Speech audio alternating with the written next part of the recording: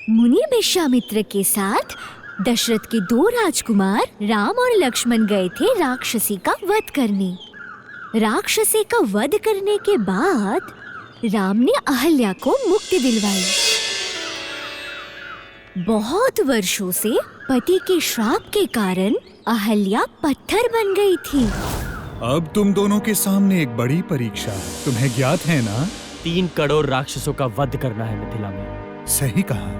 तो फिर हम यहाँ पे क्यों खड़े हैं मुनिवर? हमें तो अभी चलना चाहिए, जहाँ पर सब राक्षस साधुओं को परेशान कर रहे हैं। चलो, हमें गंगा पार करके उस पार जाना है। किंतु गंगा कैसे पार करेंगे?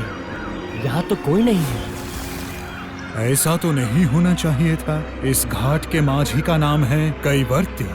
वही तो यहाँ पर अपनी नाव चलाता है, परंतु आज वो दिखाई क्यों नहीं दे रहा है? ऐसा तो नहीं होना चाहिए था। अगर गंगा पार नहीं कर पाए तो मिथिला पहुँचने में विलंब होगा। यही तो चिंता का विषय है। कैवर्त्य, कैवर्त्य, कहाँ हो तुम? मैं जाकर देखूं? नहीं लक्ष्मण, मैं ही देखता हूँ। कैवर्त्य, कैवर्त्य, इसी क्षण अगर तुम मेरे सामने नहीं आए तो तुम कहीं पर भी हो, मैं तुम्हें भस्म कर दूंगा, भस्म कर दूंगा, भस्म कर दूंगा। इस हुंकार को सुनकर माझी को सामने आना ही पड़ेगा। वो रहा। तुम हो माझी? अपना स्थान छोड़कर कहाँ गए थे? तुम्हारी नाव कहाँ है? मैं गरीब हूँ। नाव चलाकर मैं अपने परिवार को पालता हूँ। मेरे बीवी बच्चे हैं, उनके भोजन का प्रबंध मुझे ही करना पड़ता है मुनिवर। मैं अपनी नाव यहाँ नहीं ला सकता हूँ मुनिवर। मुझे क्षमा कर दीजिए आप। अजीब मूर्खता की बात कर रहे हो। मुनिवर, क्या ये वही हैं जिनके स्पर्श मात्र से ही पत्थर अहल्या बन गई? ओह, ये सूचना भी तुम्हें मिल गई है। तुमने सही समझा है। यही है राम, जिसके स्पर्श से पत्थर से अहल्या को प्राण मिला और एक मनुष्य जीवन मिला। मैं इसी कारण अपनी नाव यहाँ नहीं ला पाऊंगा। मुझे क्षमा कर दीजिए। अरे,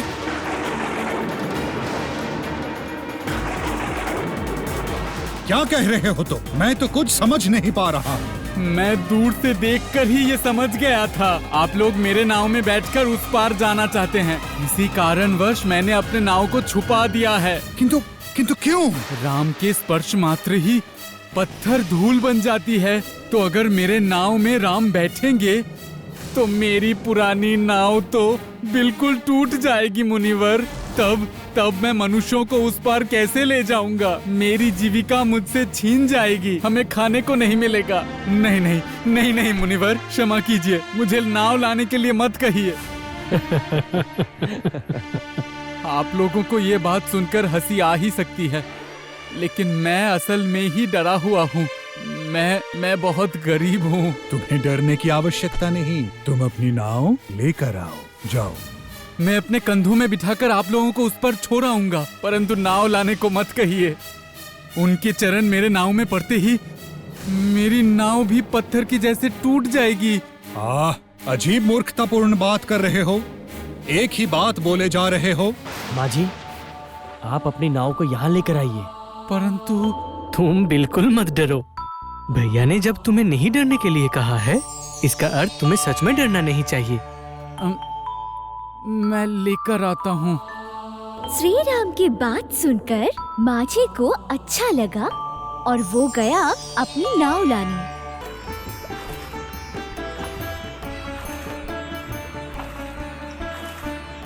वो देखिए, माझी अपनी नाव लेकर यहीं पे आ रहा है। माझी अपनी नाव लेकर आया, किंतु उसके मन से भय अभी तक गया नहीं था। वो राम के पास आकर भयभीत होकर कहने लगा, आइए राम, पहले मैं आपके चरणों को धो दूं। आइए। ठीक है, चलो, तुम्हारे मन का भय मैं दूर कर दूंगा। अगर नाव को कुछ हुआ तो मेरी पत्नी मुझे बहुत डांटेगी। आइए।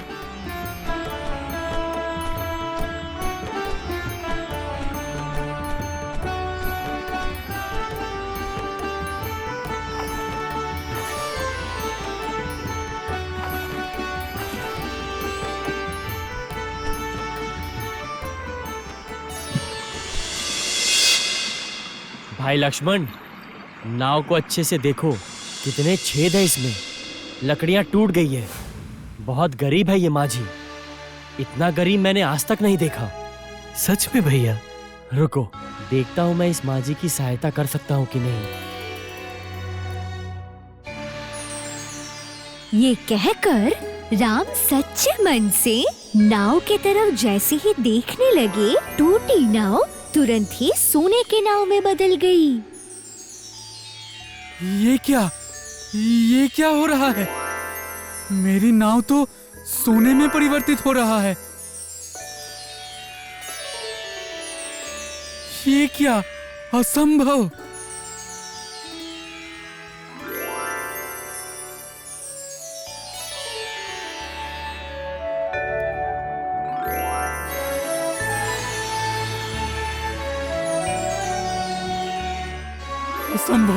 असंभव है ये। सब कुछ तो सोने में परिवर्तित हो रहा है। मेरी पोशाक भी बदल गई है। ये कैसा चमत्कार है? नहीं माझी, ये चमत्कार नहीं है, ये है राम का स्नेह। अब तुम्हें कोई कष्ट नहीं होगा। हे राम, बिना सोचे समझे मैं तुम्हें कितना कुछ कह दिया।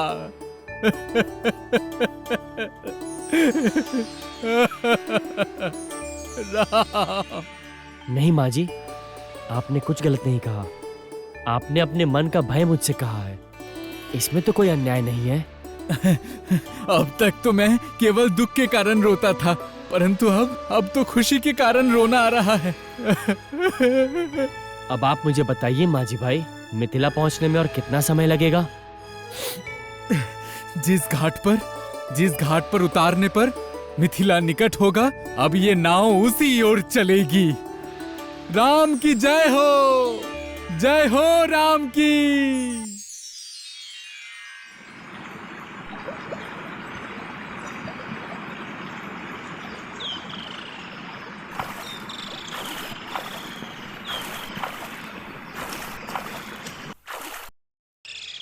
केवट बहुत ही शीघ्र किनारे तक लेकर गए राम, लक्ष्मण और विश्वामित्र को।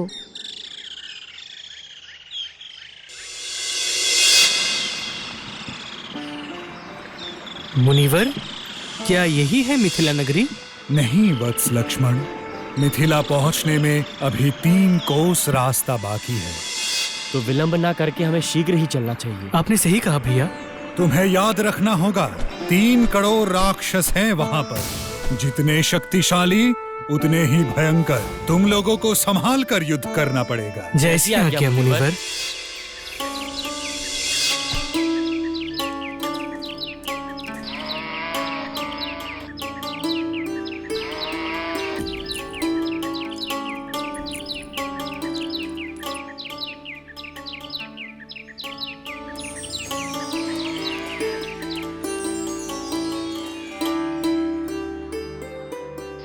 वाह, कितने सुंदर है ये तपोवन।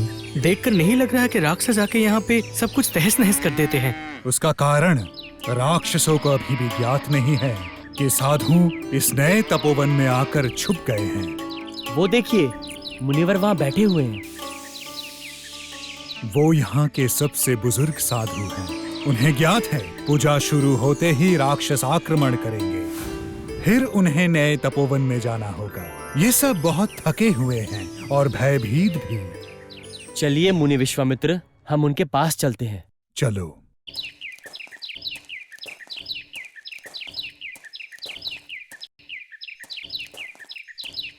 श्री राम को देखकर मुनि और उनकी पत्नी आश्चर्य हो गए। इतना प्यारा राजकुमार और दिखने में इतना सुंदर। उनके सुंदर रूप को देखकर आसपास के लोग मोहित हो गए। ये कौन है मुनिवर? ऐसा सुंदर रूप पहले तो कभी नहीं देखा। मुनि विश्वामित्र, आपको भरोसा है ना कि वो 3 करोड़ भयानक राक्षसों का वध कर पाएंगे? इन्हें देखकर प्रतीत होता है। आज आराम करो, युद्ध के बारे में कल से सोचेंगे। वो कौन सी माँ है जिसने इस रत्न को जन्म दिया है? मेरे पिता अयोध्या के राजा दशरथ हैं। मेरी माता कौशल्या है। तो तुम लोग राम और लक्ष्मण हो। आप इन्हें आशीर्वाद दीजिए मुनिवर। आज उन्हें विश्राम करने दो। कल प्रातः काल हम पूजा के लिए बैठेंगे। तभी मैं तुम लोगों को बताऊंगा कि कौन सा राक्षस कितना भयानक है और उस हिसाब से तुम लोग युद्ध करोगे। आशीर्वाद दीजिए मुनिवर, ताकि हम विजयी हो पाए। विजयी भव।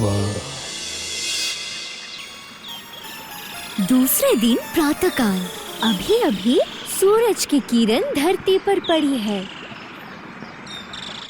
कहे अनुसार सारे मुनिवर पूजा के लिए बैठ चुके थे। ध्यान से सुनो तुम लोग। आज हम भोर के इसी क्षण से हमारे इस पूजा का आरंभ करेंगे। अवश्य करेंगे गुरुदेव, किंतु उसके बाद। लो, अब और देर मत करो तुम लोग। पूजा के सामग्रियों को प्रस्तुत करो। मन ही मन सबको भय तो लग रहा था, परंतु हर किसी ने पूजा आरंभ कर दी। सुनो राम, हम जैसे ही पूजा आरंभ करेंगे उसी क्षण आकाश से रक्त की वर्षा करता है वो तारका राक्षसी का पुत्र। हम हैं ब्राह्मण। क्रोध हमें शोभा नहीं देता और इसी चीज का लाभ उठाकर वो हम पर अत्याचार करता है। आप लोग विलंब मत करिए, हवन को आरंभ करिए। हम भी तैयार हैं। हवन कुंड में अग्नि डालकर पूजा आरंभ हुई। वेद मंत्र पढ़ने लगे मुनिवर। घी डाला गया हवन में।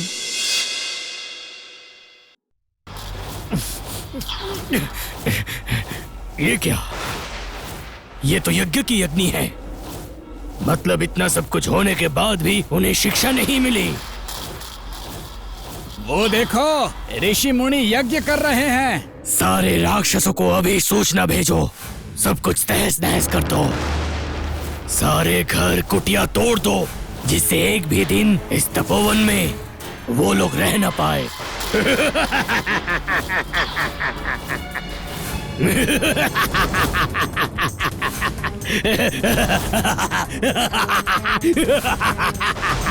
इनका इतना दुस्साहस। तोड़ दो, तहस नहस कर दो, सब कुछ सब तोड़ दो, सर्वनाश कर दो।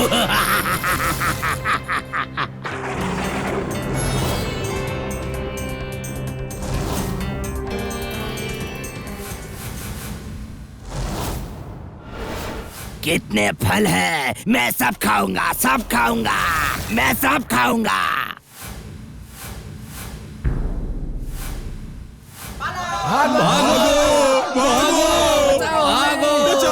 बचाओ हमें, राक्षस आए हैं, बचाओ हमें, भागो यहाँ से, भागो, बचाओ हमें, रक्षा करो हमें, बचाओ, हमारी रक्षा करो। समय आ गया है। राम, लक्ष्मण, अपना धनुष उठाओ, वध करो इन राक्षसों का। प्रमाण करो कि तुम हमारे रक्षक हो। राम, युद्ध का प्रारंभ करो। प्रणाम मुनिवर। अब संभालो इसे, ये है हीरा बाण।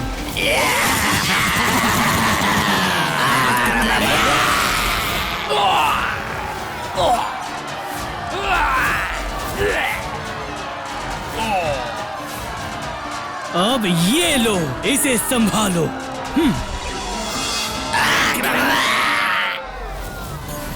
राम के वानों से लाखों राक्षसों का वध हो रहा है। लक्ष्मण भी कम नहीं है। रुकिए, अभी मारीच का आना बाकी है। उसे युद्ध में आने दीजिए, फिर देखते हैं क्या होता है।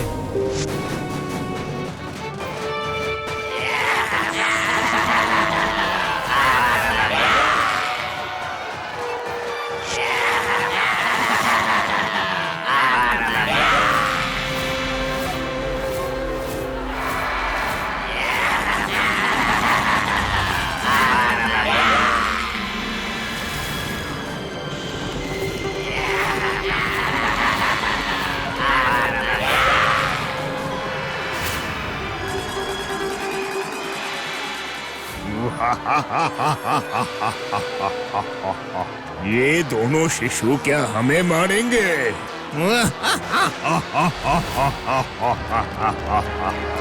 देखो राक्षस, ये बाण कैसे तुम्हारा वध करता है, कैसे तुम्हारे प्राण हरता है। तुम सारे राक्षसों को मैं जलाकर भस्म कर दूंगा। लगता है इस बार ये राक्षस परास्त हो जाएंगे। अब संभालो इस इंद्र के बाण को।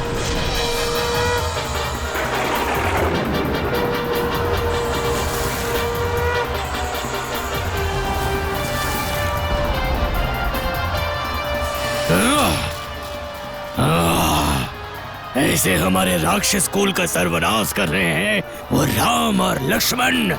नहीं नहीं, ये हो नहीं सकता। अब मुझे इनका सामना करना ही पड़ेगा।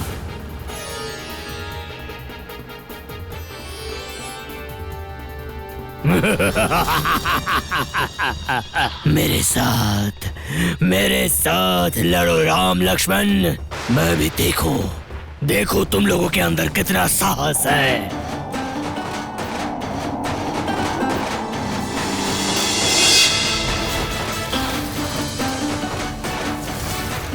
तो संभालो इस कुरपा बाण को राक्षस।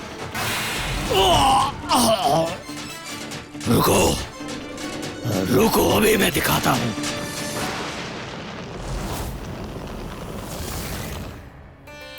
लक्ष्मण, मेरा ये बाण उसके सब अस्त्रों को बर्बाद कर देगा और मारीच के सीने में जाके लगेगा। हाँ?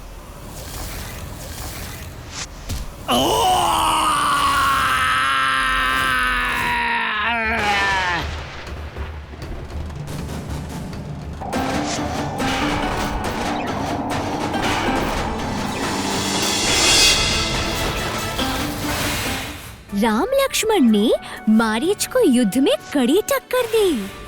पाशुपात वरुण अस्त्र के प्रहार से राम लक्ष्मण ने मारीच को युद्ध में परास्त किया।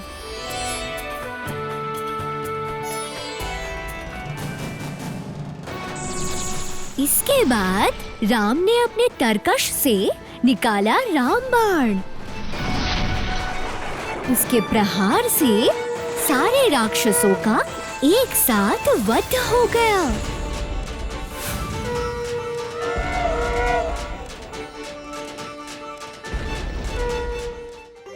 राम से परास्त होकर मारीच ने कहा,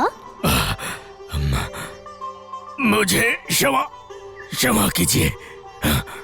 मैंने बहुत पाप किए हैं। आप मुझे जाने दीजिए। बाकी का जीवन में राम नाम जप करते हुए बिताऊंगा। मुझे आप अपने शरण में लीजिए। मुझे क्षमा कर दीजिए। राम राम राम राम राम। राम की जय, लक्ष्मण की जय, राम लक्ष्मण की जय, राम लक्ष्मण की जय, जय हो राम लक्ष्मण की जय। प्रणाम मुनिवर। मुनिवर शांति से पूजा करने लगे।